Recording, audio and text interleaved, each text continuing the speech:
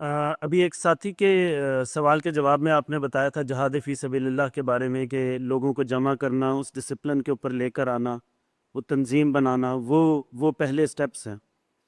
تو ڈاکٹر صاحب، جب وہ تنظیم بن گئی، جب وہ لوگ جمع ہو گئے، اس کے بعد اللہ کے نظام کو غالب کرنے کے لیے پریکٹیکل سٹیپس کیا ہیں؟ یا آپ کی نظر میں جب وہ جماعت وجود میں آ گئی، جب وہ لوگ جمع ہو گئے اور اس تعداد میں جمع ہو گئے جس تعداد میں آپ کو لگتا ہے کہ اب اس باطل نظام سے ٹکر لی جا سکتی ہے، تو اس کے بعد کے پریکٹیکل سٹیپس کیا ہیں؟ اور خاص طور پہ جو آج کل کے لوگوں کا اور خاص طور پہ آج کل کی حکومت کا جو طریقہ کار ہے اس کے خلاف، لال مسجد کے واقعے اور ادھر سوات کے واقعات میں ہماری کرنٹ حکومت کا بڑا کلیئر پوائنٹ آف ویو ہے کہ وہ اس چیز کو کس طرح سے دیکھتے ہیں اور کس طرح سے ہینڈل کرتے ہیں۔ تو اس چیز کو نظر میں رکھتے ہوئے آپ کیا سمجھتے ہیں کہ ہم اس جماعت کے وجود میں آنے اور اس تعداد کے جمع ہونے کے بعد پریکٹیکلی کس طرح اس نظام کے امپلیمنٹیشن کی طرف جائیں؟ شکریہ۔ آپ نے اچھا کیا کہ پہلے جو آپ نے کہا تھا اس میں صرف یہ تھا کہ جماعت بن گئی، تنظیم بن گئی، تو اس کے بعد پھر دوسری مرتبہ آپ نے دہرایا تو ایڈ کر دیا کہ مناسب تعداد میں لوگ آ گئے۔ یہ شرط جو ہے لازم ہے، اس لیے کہ حضور کی جماعت تو آپ سمجھیے کہ آپ کے دعوت نبوت دینے کے ساتھ ہی بن گئی تھی۔ چاہے چند لوگ ابھی ایمان لائے تھے تو ظاہر بات ہے کہ ایک اکیلا دو جماعت، حضرت ابوبکر ایمان لے آئے، حضرت علی ایمان لے آئے، زید بن حارثہ ایمان لے آئے، حضرت خدیجہ ایمان لے آئی۔ یہ چار تو ہیں نا اولین، جن میں کہتے ہیں کہ عورتوں میں سب سے پہلے حضرت خدیجہ، اور آزاد مردوں میں سب سے پہلے، اور آزاد اور بالغ مردوں میں سب سے پہلے حضرت ابوبکر، اور آزاد بچوں میں سب سے پہلے حضرت علی، اور غلاموں میں حضرت زید بن حارثہ۔ تو جماعت تو بن گئی، لیکن یہ کہ یہ جماعت آپ نے فوراً کوئی قتال تو نہیں شروع کر دیا، آپ نے وقت لیا ہے، آپ کے جو مناسب تعداد کے اندر، اور مکے میں آپ کو اتنی مناسب تعداد نہیں مل سکی۔ یہ اب یہ علیحدہ مسئلہ ہے کہ اس کے اسباب کیا ہیں، یہ بڑا ایک دلچسپ ایشو ہے کہ کیا وجہ ہے کہ مکے میں 10 برس تک حضور نے خود دعوت دی اور اس کے باوجود اتنے آدمی نہیں آئے جتنے کہ 2 سال میں مدینے کے اندر حضور کے 2 صحابہ کی دعوت سے ایمان لے آئے۔ اس کی وجہ کیا تھی؟ اب یہ ایک انٹرسٹنگ کوسچن ہے، اس پہ غور کیجئے گا، لیکن پھر کسی اور وقت میں اس کی وضاحت کروں گا، کسی اور موقع پر۔ لیکن یہ کہ جب وہ تعداد مدینے میں ایمان لانے والے لوگوں کے اور مکے میں ایمان لانے والے لوگوں کو جمع کر کے وہ ایک تعداد مناسب بن گئی، اور اس کے بعد حضور نے جو ہے قتال میں کا آغاز کر دیا۔ اور یہ بات اپنی جگہ پر میں اپنی کتاب میں تفصیل سے لکھ چکا ہوں کہ یہ غلط ہے کہ قتال کا آغاز مکے والوں نے کیا تھا، قتال کا آغاز حضور نے کیا صلی اللہ علیہ وسلم، اس لیے کہ اللہ کے دین کو غالب کرنا آپ کا فرض منصبی تھا۔ ورنہ سٹیٹس کو آپ کرتے، ٹھیک ہے مکے میں وہ بیٹھے رہے، مدینے میں ہم بیٹھے رہیں گے، تو پھر آپ کا فرض منصبی کیسے پورا ہوتا؟ وہ تو ظاہر بات ہے کہ مکے کے مرکز کو جس کو کہا قرآن مجید میں، پھر بعد میں سورہ توبہ میں کہ قاتلوا ائمۃ الکفر، یہ کفر کے امام تو وہاں بیٹھے ہوئے مکے کے اندر، ادھر ادھر تم جنگ بھی کرو گے تو جب تک کہ ان ائمۃ الکفر کا خاتمہ نہیں ہوتا اس وقت تک ظاہر بات ہے کہ دین کا غلبہ تو نہیں ہے۔ تو اس حوالے سے آپ نے وقت لیا ہے، تو یہ بات آپ نے واضح کر دی جب مناسب تعداد میں لوگ مل جائیں کہ پھر آپ نے جو نفی کی ہے۔ اب لال مسجد میں کیا تھا؟ نہ کوئی جماعت بنی، نہ کوئی دعوت تھی، نہ کوئی مناسب تعداد تھی، کچھ بھی نہیں تھا۔ یہ تو طریقہ جو ہے اسلام کا نہیں ہے، یہ حضور کے طریقے پر تو نہیں ہے۔ لڑکیوں کو برقع پاک پوش لڑکیوں کو لاٹھیاں دے کر کھڑا کر دیے۔ اب اس کے پیچھے کیا ہے، یہ ایک علیحدہ مسئلہ ہے۔ کس نے انہیں دھوکے میں رکھا، کس نے انہیں بڑھنے دیا؟ میرے نزدیک یہ ہے کہ یہ مشرف کی شرارت تھی، بدمعاشی تھی۔ اس نے اپنی ایجنسیوں کے ذریعے سے یہ ان کو یقین دلا دیا کہ تمہارے خلاف کوئی اقدام نہیں ہوگا، گو اہیڈ، وہ بڑھتے چلے گئے۔ ورنہ ابتدا ہی میں جبکہ انہوں نے اس لائبریری پر قبضہ کیا تھا، 2-3 دن پانی بجلی کنیکشن کاٹ دیا جاتا، بات ختم ہو جاتی، کسی ہتھیار کو استعمال کرنے کی ضرورت ہی نہیں تھی۔ پانی بجلی کے بغیر زندگی کیسے گزار سکتے تھے؟ لیکن یہ کہ اس نے خود جان بوجھ کر کہ یہ چھوٹی سی پھنسی نکلی ہوئی ہے یہاں پر، اب اس کا تو یہ ہے کہ پولٹس باندھ دیں، کچھ اور کر دیں، کوئی پینسلین کے انجیکشن لگا دیں، ٹھیک ہو جائے گا، نہیں اسے بڑھنے دو، یہ پھوڑا بن جائے گا تو پھر میں اس کو چیرا دوں گا، تاکہ دنیا کو دکھا سکوں دیکھو میں ہوں تمہارا علم بردار اور تمہارا جو ہے اصل ایجنٹ۔ میں کیسے مسلم فنڈامنٹلزم اور ایکسٹریمزم کا خاتمہ کرتا ہوں، میں نے اتنے آدمی جو ہے اور اتنا تو یہ تو اس کی بدماشی تھی۔ اور میرے نزدیک اس نے اپنی ایجنسیوں کے ذریعے سے ان بھائیوں کو یہ یقین دلا دیا تھا کہ تمہیں کچھ نہیں ہوگا۔ بہرحال تو میں نے آپ سے کہا کہ آپ نے ایک بات صحیح کی، ایک بات میں کمی تھی، اس میں اضافہ کر دیا، صحیح ہو گئی، لیکن پھر آپ غلط بات کر رہے ہیں۔ یہ بات تو وہاں پر حاصل نہیں ہوئی تھی کسی درجے میں۔ کون سی جماعت تھی؟ کیا نام تھا اس کا؟ کتنے اس کے ممبر تھے؟ پورے ملک کے اندر کتنی شاخیں تھی؟ کچھ بھی نہیں۔ ملک گیر جماعت ہونی ضروری ہے۔ جیسے کہ میں نے آپ کو بارہا بتایا ہے، اگر آپ میں سے بہت سو کے علم میں نہیں ہے، کہ جب یہ ابھی جو صوفی محمد صاحب کو جیل سے رہا کیا گیا، انہوں نے جو تحریک شروع کی تھی نفاذ شریعت کی، وہ تو آج سے کوئی 15-20 سال پہلے کی بات ہے۔ مالا کنڈ کے علاقے کے یہ رہنے والے ہیں، یہ دیر کے علاقے کے رہنے والے ہیں۔ میدان ایک جگہ ہے، تحصیل ہے ضلع دیر کی، وہ بہت دور دراز ہے، پیچدار پہاڑی راستوں سے میں وہاں اس کے ملنے گیا 2 مرتبہ۔ میں نے ان سے جا کر کہا کہ دیکھیے، اب آپ کو معلوم ہوگا شاید کہ ایک دفعہ 80,000 انسانوں کا جلوس لے کر یہ مالا کنڈ سے نکل کر اٹک تک آ گئے تھے۔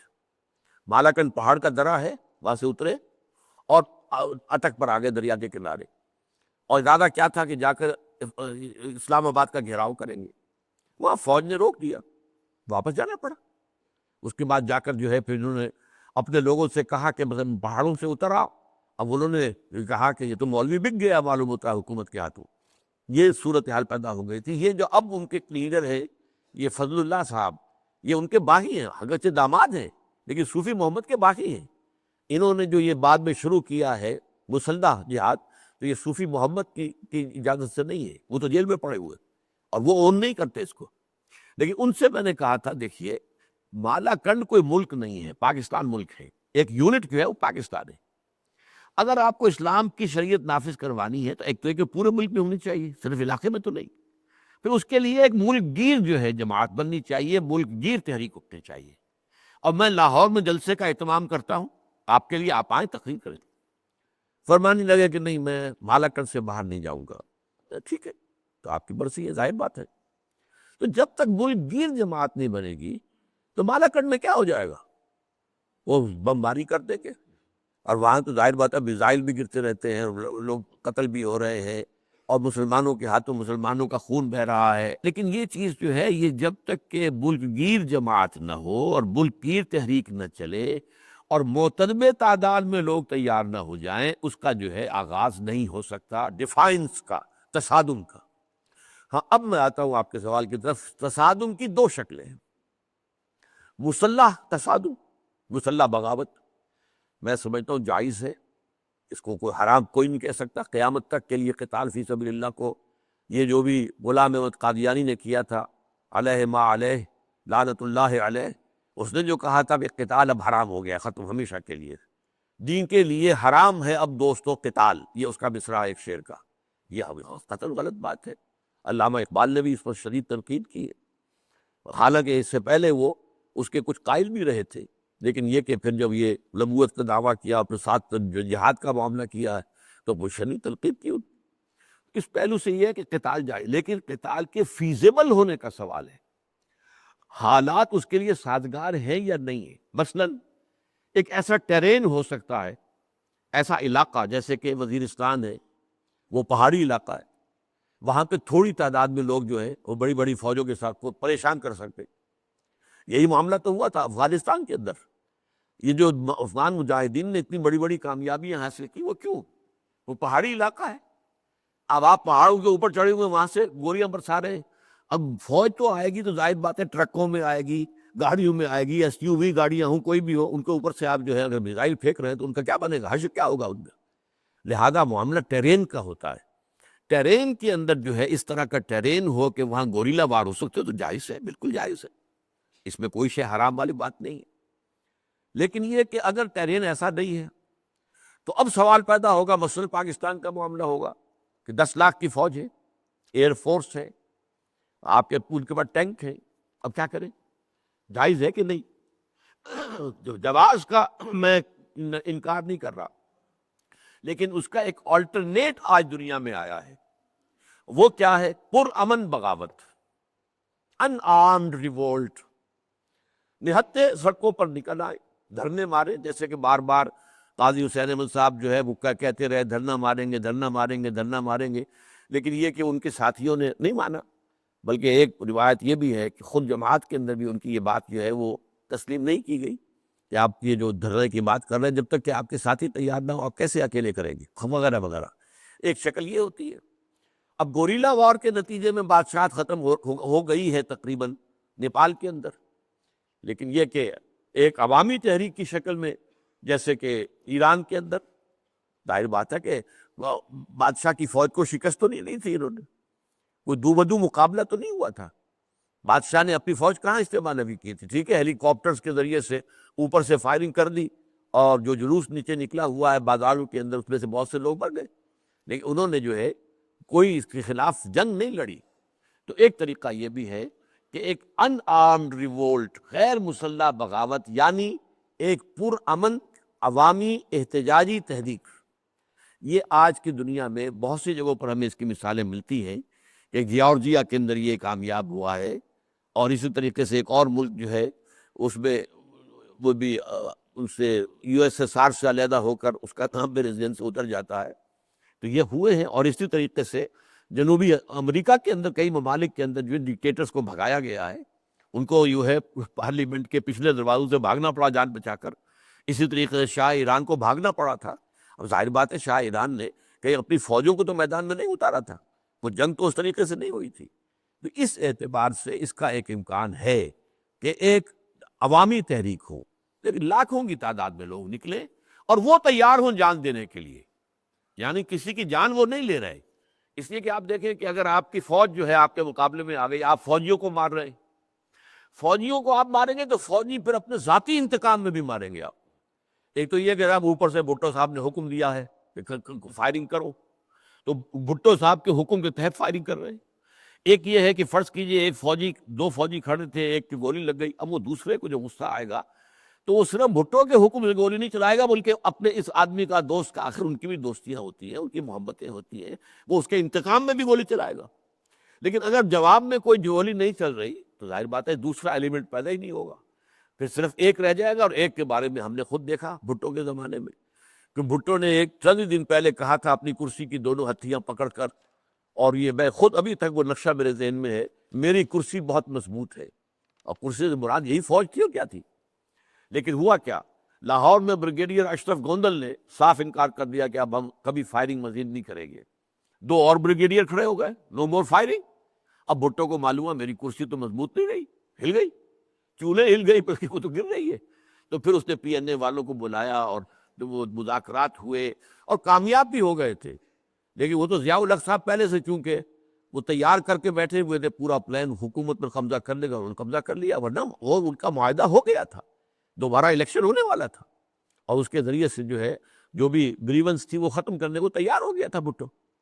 دوبارہ یہاں پہ ایک مثال یہ آپ نے دیکھی، اسی طریقے سے ہمارے ہاں اہل تشیع نے مثال پیدا کر کے دکھائی، جب ضیاء الحق صاحب نے زکوٰۃ آرڈیننس نافذ کیا ہے تو شیعوں نے کہا ہم تو نہیں دیں گے زکوٰۃ، ہم زکوٰۃ دیں گے اپنے طور پر دیں گے، جس کو چاہیں گے دیں گے۔ ان کی زکوٰۃ جو ہے عام طور پر مذہبی علماء جو ہیں ان کے بڑے بڑے جو مراجع کہلاتے ہیں، یہ آیت اللہ العظمیٰ ایران کے، وہاں یہ زکوٰۃ بھیجتے ہیں، اپنا خمس بھی اپنی زکوٰۃ بھی، لیکن یہ کہ اب طے ہو گیا کہ اب یہاں دینا پڑے گا، انہوں نے انکار کیا۔ 50,000 شیعہ جا کر اور اسلام آباد میں سیکریٹریٹ کا گھیراؤ کر کے بیٹھ گئے کہ ہم تو یہاں بیٹھے اٹھیں گے نہیں، چلاؤ گولی، یا تو ہم سے وعدہ کرو کہ ہمیں مستثنیٰ کیا جائے گا، یا پھر یہ کہ ہم تو بیٹھے دردہ مار کے بیٹھ گئے۔ اب ضیاء الحق سمجھدار آدمی تھا، اگر گولیاں چلاتا تو شیعہ مرتے، تو فوج میں بھی تو شیعہ ہیں، جنرل بھی تو شیعہ ہیں، بریگیڈیئرز ہیں، کرنلز ہیں، ہر لیول پر شیعہ موجود، پھر آپ کی سول بیوروکریسی کے اندر شیعہ، اس پہلو سے تو بلکہ پلڑا ان کا بھاری ہے، سارے کمیونیکیشن جو ہے ریڈیو اور ٹی وی وغیرہ میں تو شیعوں کی اکثریت وغیرہ وغیرہ، تو اس سے تو یہ کہ ملک کے اندر ایک خانہ جنگی پیدا ہو جاتا، تو اس نے اپنی ناک رگڑ دی زمین میں، اور اپنا آرڈیننس جو ہے اس کو اس اعتبار سے کہ اچھا ٹھیک ہے آپ سے ہم زکوٰۃ نہیں لیں گے، بینکوں کو کہہ دیا گیا کہ جو کوئی لکھ کے دے دے کہ میں جو ہے وہ جعفری شیعہ کا پیروکار ہوں، اس سے زکوٰۃ نہ کاٹی جائے، تو یہ انہوں نے بغیر خون دیے، یعنی اتنا بڑا وہ 50,000 کا مجمع تھا اس وقت کے حساب سے کیا اس پر گولی چلانا جو ہے وہ انہوں نے مناسب نہیں سمجھا؟ تو یہ سارے طریقے، یہ سارے آپشنز کھلے ہیں. جنگ بھی اور مسلح بغاوت بھی حرام نہیں ہے، لیکن دیکھنا پڑے گا فیزیبل کتنا کچھ ہے، اس کے لیے کتنے امکانات پیدا ہوتے ہیں. لیکن اس کا آلٹرنیٹ بھی یہ موجود ہے. تو آپ کو آم کھانے ہیں کہ پیڑ گرنے ہیں، مقصد حاصل ہونا چاہیے. اس مقصد کے ذریعے سے جو حاصل ہو جائے، جس ذریعے سے بھی ہو جائے وہی ذریعہ ٹھیک ہے. اچھا جی، ٹائم اب ختم ہو چکا ہے. سبحانک اللہم و بحمدک نستغفرک و نتوب الیک.